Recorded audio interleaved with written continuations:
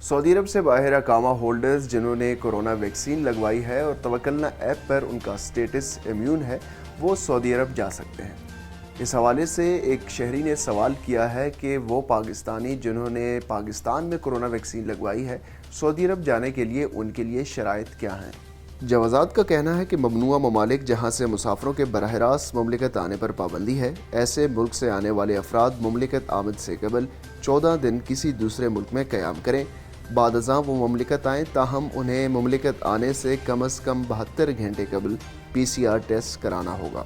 یاد رہے کہ سعودی عرب میں فائزر، ایسٹرازینیکا، موڈرنا اور جانسن اینڈ جانسن کی ویکسین کو منظور کیا گیا ہے، جبکہ چینی ویکسین سائنو فارم اور سائنو ویک جن افراد نے لگائی ہے، انہیں چاہیے کہ وہ مملکت آنے کے بعد فائزر، ایسٹرازینیکا یا موڈرنا کی ایک بوسٹر خوراک لگائیں۔ ایسے افراد جنہوں نے سعودی عرب میں لگائی جانے والی ویکسین نہیں لگوائی بلکہ WHO سے منظور شدہ ویکسین لگائی ہو جو سعودی عرب میں نہیں دی جاتی، انہیں مملکت آنے کے بعد ایک بوسٹر ڈوز لگانی ہوگی۔ مملکت آنے والے غیر ملکیوں کو چاہیے کہ وہ سعودی عرب پہنچنے سے قبل قدوم ایپ پر اپنا اندراج کرائیں، جس کے ذریعے ویکسین اور قرنطینہ کے حوالے سے دیگر معاملات اپ ڈیٹ کرائے جا سکیں گے۔